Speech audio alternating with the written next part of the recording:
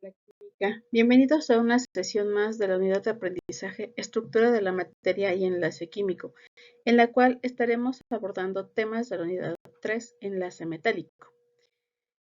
Hablando de los metales, como podemos observar en esta tabla periódica, vemos que conforman gran parte de la misma.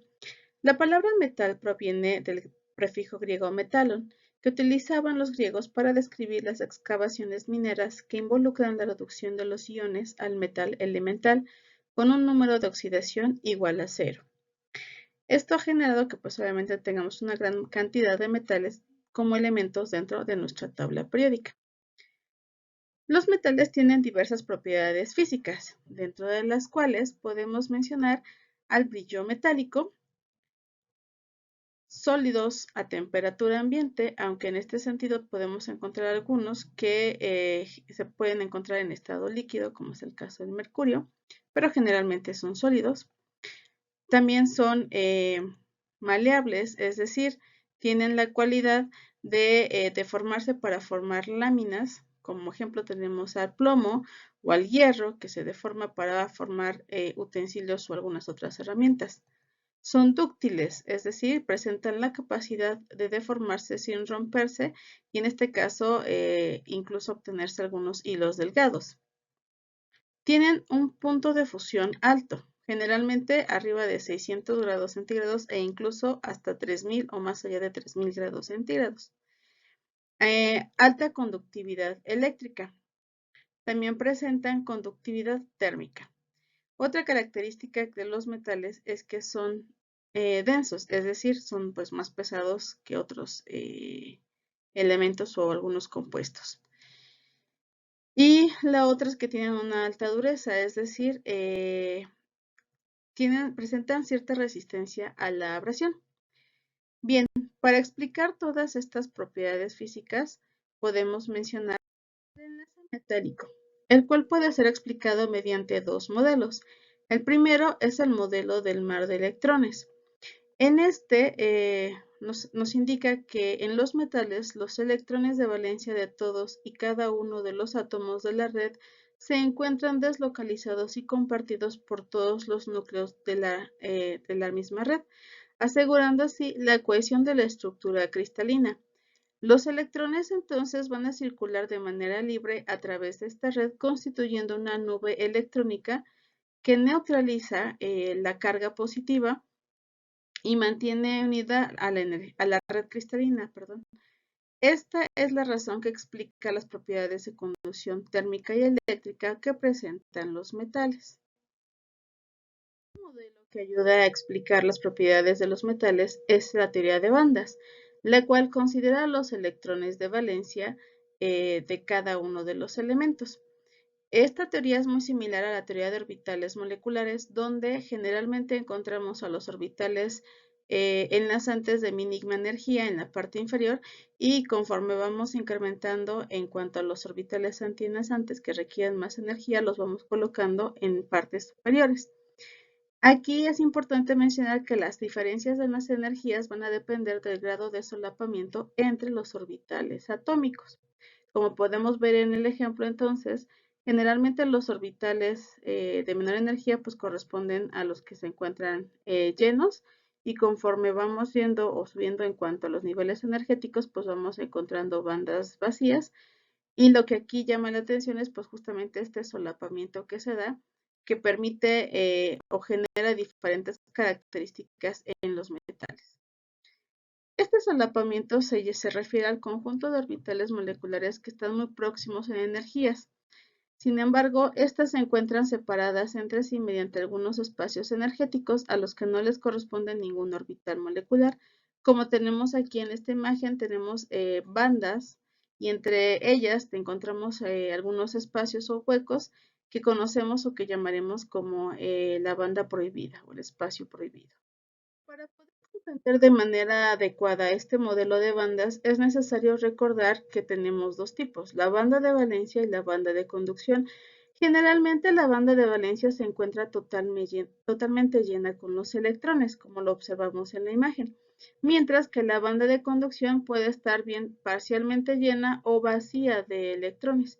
y esto es lo que permite que tengamos diferentes características en cuanto a los elementos metálicos.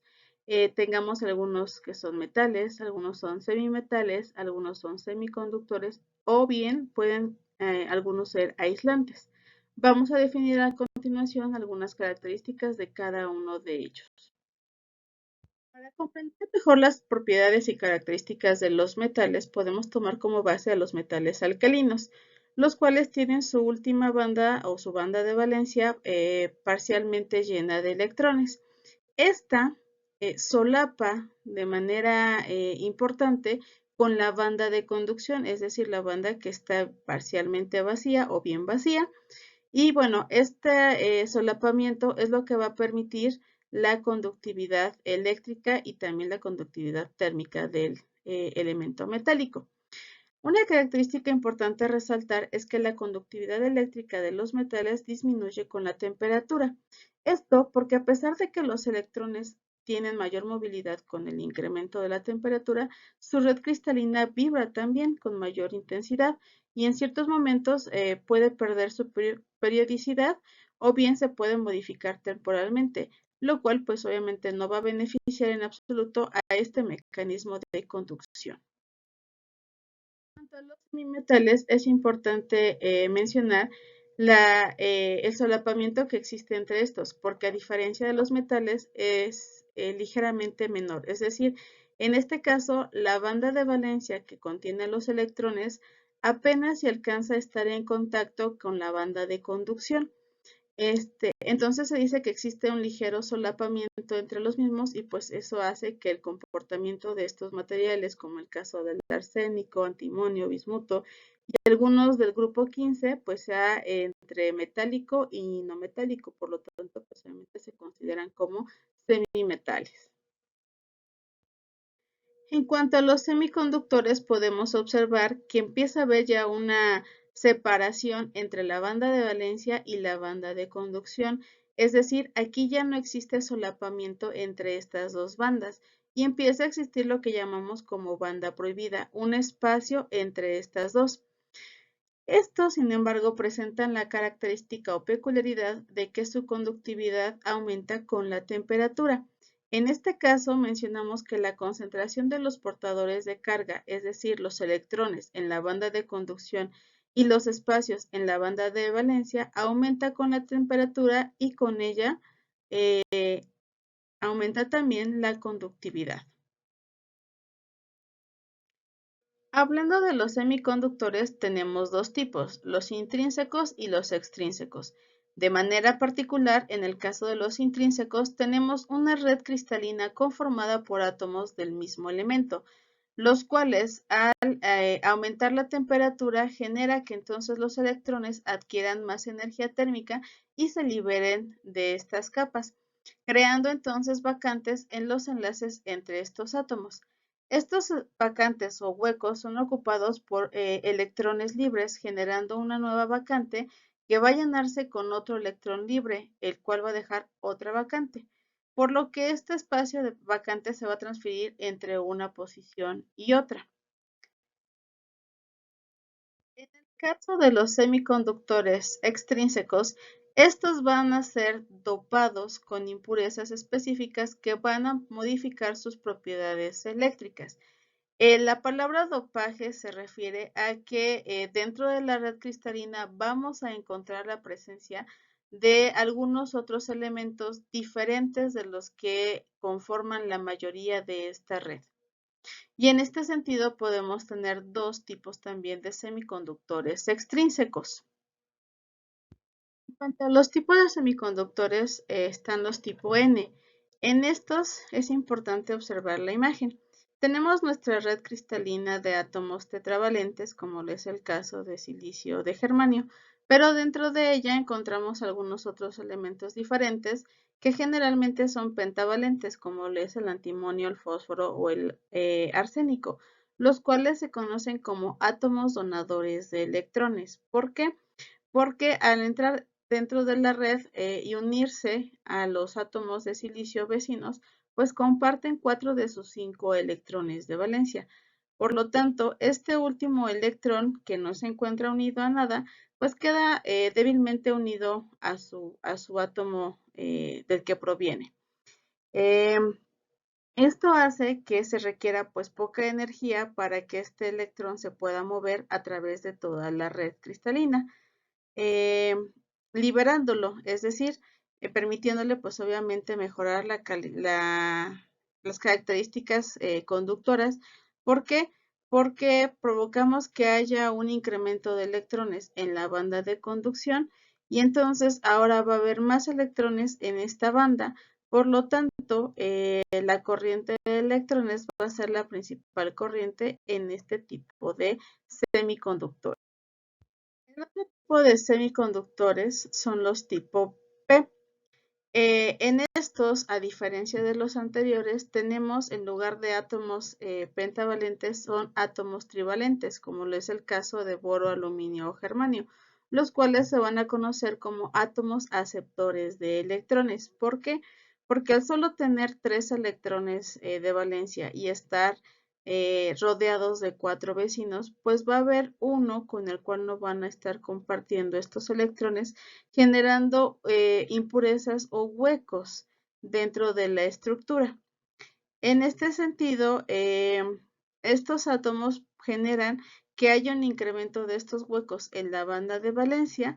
Por lo tanto, la corriente de huecos será la principal corriente en este tipo de semiconductores. Por otro lado, es importante mencionar que dadas estos huecos extras que se están generando, es importante mencionar lo que es el nivel de Fermi. Para comprender mejor a qué se refiere esto del nivel de Fermi, es importante mencionar que este se presenta cuando hay una considerable separación entre la banda de valencia y la banda de conducción, es decir, la banda prohibida pues es grande. Es importante mencionar que este nivel de Fermi se da a partir de la energía de Fermi, la cual es la máxima energía ocupada por un electrón a 0 Kelvin, es decir, al cero absoluto, las temperaturas bajas. En este punto, los electrones se encuentran en los niveles más bajos de energía disponibles de los estados de energía de los electrones, formando lo que se llama el mar de Fermi. Por lo tanto, no va a haber electrones que tengan la suficiente energía para que puedan pasar de la banda de valencia hacia la banda de conducción. En este sentido, la distribución de los electrones en la banda es compleja y depende de la temperatura, en virtud de que su propia energía térmica o la acción de un gradiente de potencial eléctrico es lo que puede hacer que los electrones de estos últimos niveles ocupados puedan acceder a niveles de energía superiores. Para que un electrón pueda migrar de la banda de valencia a la banda de conducción, se requieren de dos acciones específicas. Una es el incremento de la temperatura y la otra es el incremento del gradiente de potencial eléctrico. Solo entonces los electrones adquieren la suficiente energía para poder migrar de las bandas de valencia de menor energía a las de conducción que tienen una mayor energía.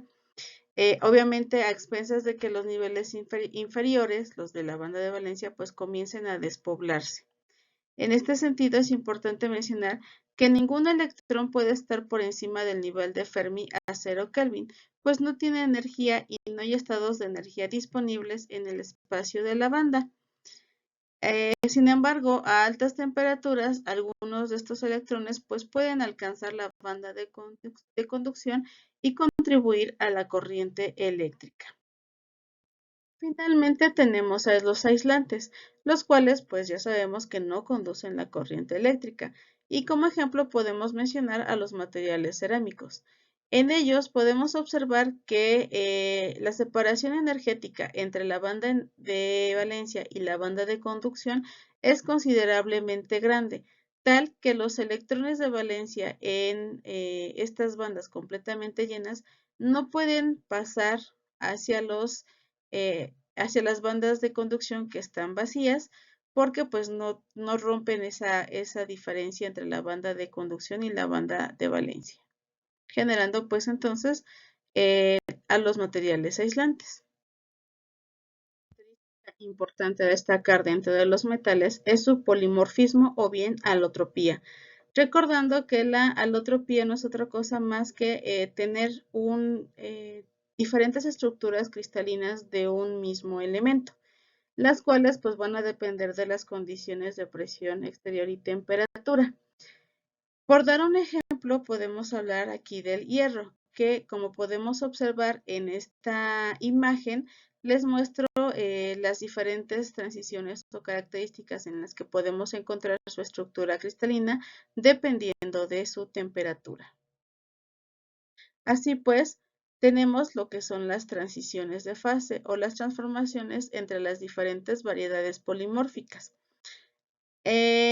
Tenemos que entre 500 y 906 grados centígrados encontramos al hierro en su estructura polimórfica alfa, que posee una estructura BCC, es decir, cúbica centrada en el cuerpo, y que es estable a presiones de una atmósfera y hasta esta temperatura.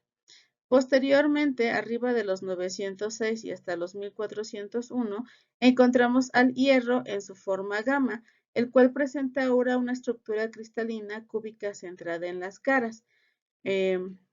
Después tenemos al hierro en su forma delta. De nueva cuenta adquiere la estructura cúbica centrada en el cuerpo, solo que ésta se encuentra en puntos de fusión desde 1401 hasta 1530. Por arriba de esta temperatura de 1530 encontramos al hierro en su forma beta. Aquí adquiere una estructura cristalina hexagonal compacta, pero solo es estable a altas presiones principalmente.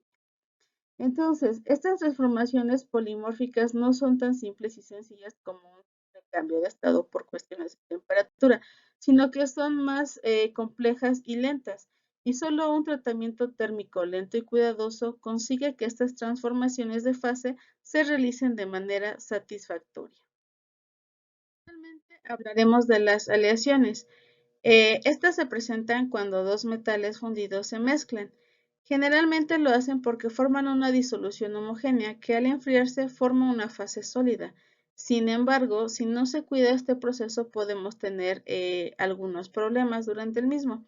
El primero es que generemos un material policristalino heterogéneo, el cual pues surge cuando los metales fundidos cristalizan por separado con una estructura propia cada uno y pues los cristales son independientes de un metal y del otro. El otro problema es que solidifiquen una solución sólida de uno de los metales en el otro. Y bueno, finalmente lo ideal es que obtengamos una fase sólida con una estequiometría bien definida o que varíe dentro de un intervalo de composiciones relativamente estrecho. En este sentido, podemos tener dos tipos de aleaciones. Unas son las sustitucionales, en las cuales los átomos del metal soluto ocupan lugares en la estructura que corresponden a los átomos del metal disolvente de manera aleatoria. Como ejemplo de este tipo de aleaciones tenemos al oro y la plata o bien al oro y al cobre. Y también tenemos las aleaciones intersticiales. En estas, los átomos del metal soluto se incorporan en los huecos de la estructura que forman los átomos del metal disolvente. Generalmente, estos metales solutos son átomos muy pequeños para que pues obviamente puedan entrar en los huecos que se forman dentro de esta estructura. Y pues con esto terminamos el tema correspondiente al enlace metálico. Les solicitaría que hicieran un resumen de los términos o definiciones más importantes del mismo para que si surgen dudas lo puedan revisar con calma en la clase. Pues por su atención muchas gracias y nos vemos en un siguiente video. Hasta luego.